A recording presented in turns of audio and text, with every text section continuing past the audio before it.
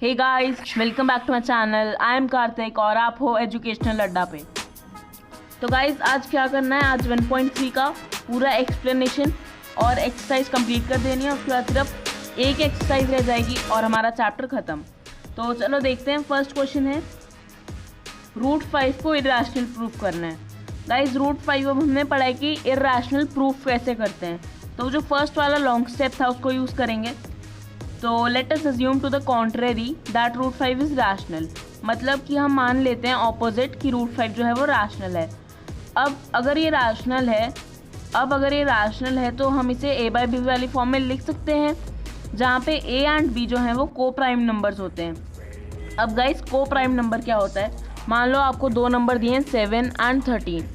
तो को prime number ऐसे नंबर होते हैं जो कि जिनका सिर्फ एक ही कॉमन फैक्टर हो। मतलब जिनके फैक्टर्स, अगर हम इनके फैक्टर्स निकालें 7 और 13 के, तो 7 1 एंड 13 1।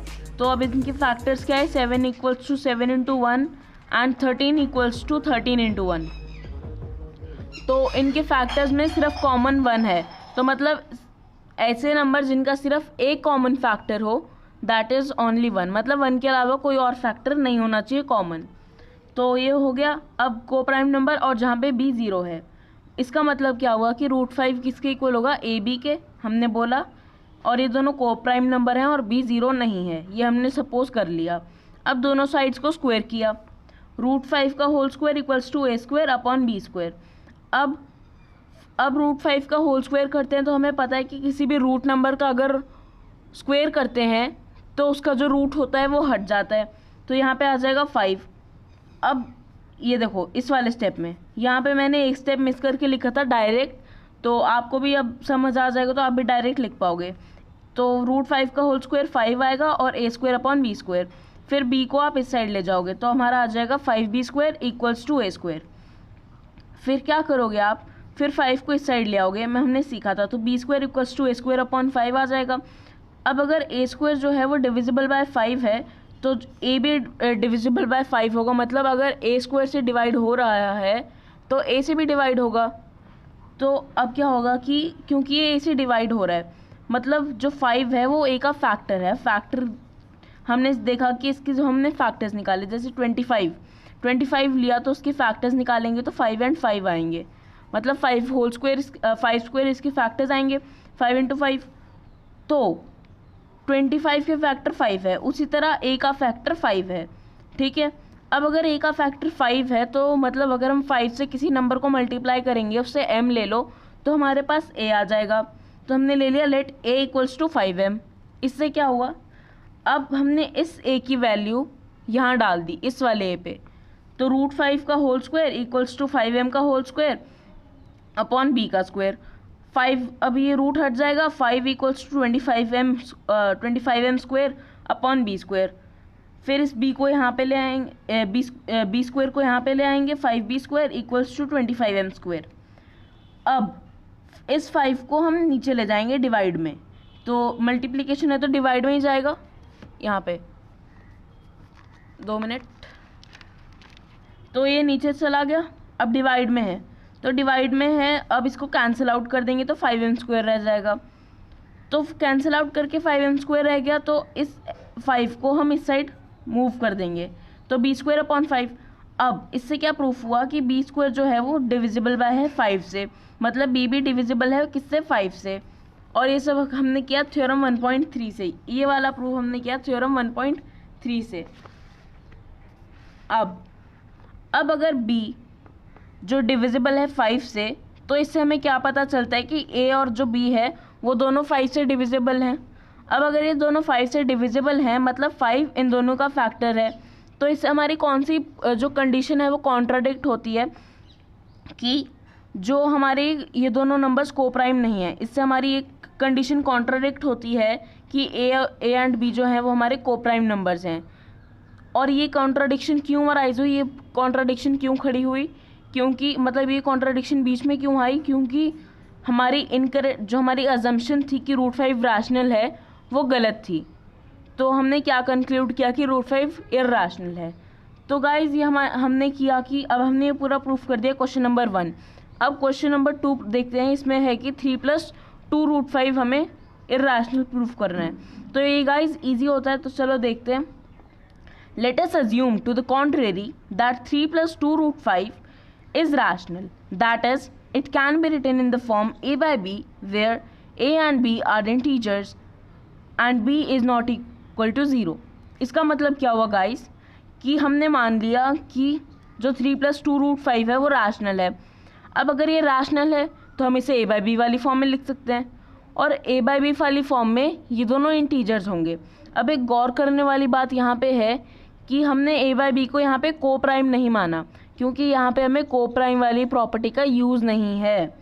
ठीक है, तो 3 + 2√5 = a/b लिख दिया। अब 3 को इस साइड ले जाएंगे, 2√5 = a by b - 3।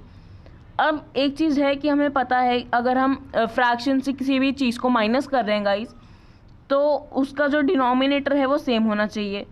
तो यहाँ पे डिनोमिनेटर 1 आ जाएगा, इसका एलसीएम लेंगे, एलसीएम आएगा b, तो ये b × b और ये मतलब a रह जाएगा, और यहाँ पे क्या आएगा गाइस -3b, ये वाला मतलब लास्ट में आएगा। ओके, तो अब हम क्या करेंगे, ये 2 बार रिपीट हो गए स्टेप्स। तो अब हम क्या करेंगे, यहाँ पे 2√5 और = a - 3b। अब इस 2 को नीचे ले जाएंगे, क्योंकि मल्टीप्लिकेशन में है, नीचे जाके यहाँ पे क्या हो जाएगा, डिवाइड हो जाएगा। और क्योंकि ये डिवाइड में जाएगा और डिवाइड में एक टर्म पहले से है, तो वहाँ पे जाके मल्टीप्लाई हो जाएगा। अब जो है a - 3b/2b रैशनल है। अब गाइज एक क्वेश्चन होता है कि ये कैसे पता चला कि ये रैशनल है। तो a एंड b हमारे पास कोई वो हैं नंबर्स हैं जिनको हमने ऐसे अपॉन वाली फॉर्म में लिख दिया, p/q इस फॉर्म में लिख दिया, जहाँ पे जो हमारा ये डिनोमिनेटर है वो 0 नहीं है।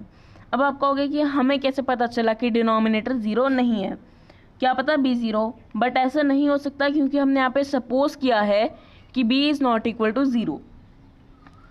तो अब यहाँ से क्लियर है कि ये रैशनल है। तो अब क्योंकि √5 के इक्वल है, तो अगर ये रैशनल है और ये इक्वल टू है तो ये भी रैशनल होगा। तो √5 इज़ ऑल्सो रैशनल, तो √5 भी रैशनल है। अब इससे क्या कॉन्ट्राडिक्शन आती है, अब आप इसके बाद एक लाइन लिखोगे, वो ठीक है, अब एक लाइन लिखोगे कि but we know that since we know that √5 is irrational, therefore our assumption is wrong and 3 + 2√5 is irrational। अब इस लाइन का मतलब क्या हुआ, जो मैंने अभी बोला कि हमें पता है कि जो √5 है वो इर्रेशनल है। अब क्योंकि √5 इर्रेशनल है, तो जो हमने सपोज किया था वो गलत है, इसलिए जो हमारा 3 + 2√5 है जो 3 + 2√5 है वो इर्रेशनल है, इज़ इर्रेशनल। अब एक चीज़ नोट करने वाली क्या है गाइस, अगर कहीं पे भी आपको दिया हो कि प्रूव दैट √5 इज़ इर्रेशनल या फिर 1/√5 इज़ इर्रेशनल, तो आप फर्स्ट वाला मेथड यूज़ करोगे। कौन सा वाला, जिसमें आपने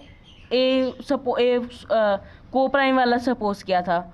और अगर आपको रूट के पीछे कोई भी नंबर दिया हो, अगर इस केस हो कि रूट के पीछे कोई नंबर लिखा है, तो आप सेकंड मेथड यूज़ करोगे जहाँ पे आपको पता है कि ये वाला नंबर इर्रेशनल है, जो अभी किया था हमने। नेक्स्ट क्वेश्चन इज, हमें प्रूफ करना है 1/√2 को। अब गाइस ये 1/√2 है, तो हमें पता है फर्स्ट वाले मेथड से करना है, तो हमने मान लिया कि 1/√2 जो है वो रैशनल है। अगर रैशनल है तो a/b वाली फॉर्म में लिख सकते हैं, और जहाँ पे a/b को प्राइम है और b 0 के इक्वल नहीं है, तो ऐसा है अगर, तो क्या होगा, हमने इसका होल स्क्वायर किया, a/b का होल स्क्वायर, तो एक किसके इक्वल आएगा 1/2, यहाँ पे रूट हट जाएगा क्योंकि हम स्क्वायर कर रहे हैं, = a²/b²। तो अब हम क्या करेंगे, यहाँ पे b को ऊपर ले जाएंगे, डिवाइड में है मल्टीप्लाई में जाएगा, b²/2। इससे क्या पता चलेगा, जो b² है वो किससे डिविजिबल है, 2 से डिविजिबल है। इससे क्या होगा कि b भी जो है वो 2 से डिविजिबल होगा। अगर b² डिविजिबल है तो b भी डिविजिबल होगा, ये हमने थ्योरम 1.3 में पढ़ा। तो अब लेट हम b को भी 2m, मतलब बी जो 2 है वो बी का फैक्टर है, तो अगर आप 2 को किसी चीज़ से मल्टीप्लाई करोगे तो बी आएगा, मतलब बी जो है वो 2 का मल्टीपल है। तो late B equals to 2m। अब इसका होल स्क्वायर किया equals to A square upon 2m का होल स्क्वायर। अब हमने b की वैल्यू को रिप्लेस कर दिया, सब्स्टिट्यूट कर दिया, तो उसके बाद हमारे पास ये वाला हमारा इक्वेशन आ गई। अब 1/2 आ जाएगा, रूट हट गया, ए स्क्वायर अपॉन 4m स्क्वायर। तो अब आप इसकी दोबारा शिफ्टिंग करोगे, ट्रांसपोर्टेशन करोगे नंबर डिजिट्स की, तो क्या ट्रांसपोर्टेशन करोगे आप, पहले ये डिवाइड में है, ये ऊपर चला जाएगा, तो ये ऊपर चला जाएगा, 4m स्क्वायर आ जाएगा और नीचे 2, तो कटिंग करोगे 2m square equals to A square. तो यहाँ पे आप 2 को नीचे ले आओगे, 2 को नीचे ले आओगे तो m square equals to A square upon 2। इससे हमें पता चलेगा ए स्क्वायर किससे डिविजिबल है, 2 से। इसका मतलब ए भी किससे डिविजिबल है, 2 से। पर इसका मतलब हुआ कि अगर ए और बी दोनों 2 से डिविजिबल हैं तो 2 ए और बी दोनों का फैक्टर है, और अगर ये दोनों का फैक्टर है तो ये हमारी जो अजम्पशन थी कि ए और बी कोप्राइम है, ये गलत प्रूफ हो जाएगी। और अगर ये गलत प्रूफ क्यों होगी, क्योंकि हमारा जो 1/√2 की अजम्पशन थी कि वो रैशनल है, वो गलत है।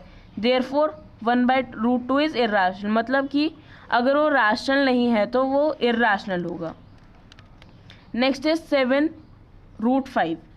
अब क्योंकि यहाँ पे रूट के पीछे एक नंबर है तो हम दूसरा वाला मेथड यूज़ करेंगे, सेकेंड मेथड, कोप्राइम वाला नहीं, जहाँ पे हमने a/b को सिंपल इंटीजर्स माना है। तो let us assume to the contrary 7√5 is rational. अब गाइस पहली लाइन तो ये फिक्स है, बस यहाँ पे आपको डिजिट चेंज करना है, बाकी डिटो सेम रहेगी। तो let us assume to the contrary 7√5 is rational. If 7√5 is rational तो हम उसे a/b वाली फॉर्म में लिख सकते हैं, जहाँ पे a और b इंटीजर्स हैं और b नॉट इक्वल टू 0 है। 7, तो इससे क्या आ जाएगा, 7√5 इज इक्वल टू a/b। तो √5 को यहाँ रहने देंगे, रूट वाले डिजिट को एक साइड रखेंगे और दूसरे डिजिट को दूसरी साइड ले जाएंगे, इसलिए 7 को नीचे ले जाएंगे तो a/7b आ जाएगा। अब क्योंकि a/7b आ गया तो इससे क्या पता चलता है, नाउ इट्स क्लियर। अब एक क्लियर है कि a/7b रैशनल है। ये इसकी भी सेम एक्सप्लेनेशन है, बस अब क्या है, ये 0 नहीं है और हमने a/b वाली फॉर्म में लिख दिया, इसलिए ये रैशनल है। तो इससे क्या होगा कि √5 भी हमारा रैशनल हो जाएगा, क्योंकि ये रैशनल है और इन दोनों के बीच में इक्वल टू का साइन है, तो √5 भी हमारा रैशनल हो जाएगा। लेकिन but it contradicts the fact that √5 is irrational. पर ये हमारे इस फैक्ट को कॉन्ट्राडिक्ट करता है, मतलब गलत साबित करता है कि √5 रैशनल है। तो ये हमारी गलत कॉन्ट्राडिक्शन क्यों राइज हुई है, क्योंकि जो हमारी अजम्पशन थी वो गलत थी। इसलिए हम क्या कंक्लूड करेंगे कि जो हमारा 7√5 है वो इर्रेशनल है। अब थर्ड पार्ट इज 6 + √2 को हमने इर्रेशनल प्रूफ करना है। थर्ड इज, अब हमने मान लिया कि 6 + अब इसको हमने इर्रेशनल प्रूफ करना है, तो हमने पहले से रैशनल माना, फिर हम अगर ये रैशनल है तो a/b वाली फॉर्म में लिख सकते हैं, जहाँ पे जो हमारे इंटीजर्स हैं वो, अब क्योंकि यहाँ पे हमारे रूट के आगे कोई नंबर है, चाहे वो प्लस में हो, माइनस में हो, बिना उसके हो, मल्टीप्लिकेशन हो, डिवाइड नहीं, मतलब बिना मल्टीप्लिकेशन, मतलब मल्टीप्लिकेशन वाला हो, तो हम क्या करेंगे, उसको सेकंड वाले मेथड से यूज़ करेंगे, जहाँ पे हम a/b को कोप्राइम नहीं मानते हैं।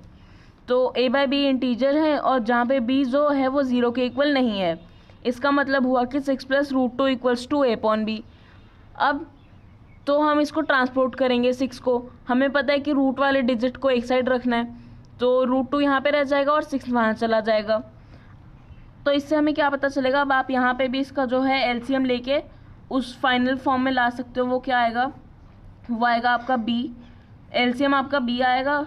ओके गाइस, तो a-6b, तो आप यहाँ पे लिख सकते हो a-6b होल का अपॉन b, ऐसे भी लिख सकते हो आप। तो इससे हमें पता चलता है कि ये वाला हमारा डिजिट, मतलब ये वाला हमारी जो टर्म है वो रैशनल है। देयरफॉर जो 2 है वो भी रैशनल होगा, क्योंकि वो इसके इक्वल में है। बट ये क्या कॉन्ट्राडिक्ट करता है, ये हमारा एक इम्पॉर्टेंट फैक्ट कॉन्ट्राडिक्ट करता है कि जो हमारा √2 है वो इर्राशनल है।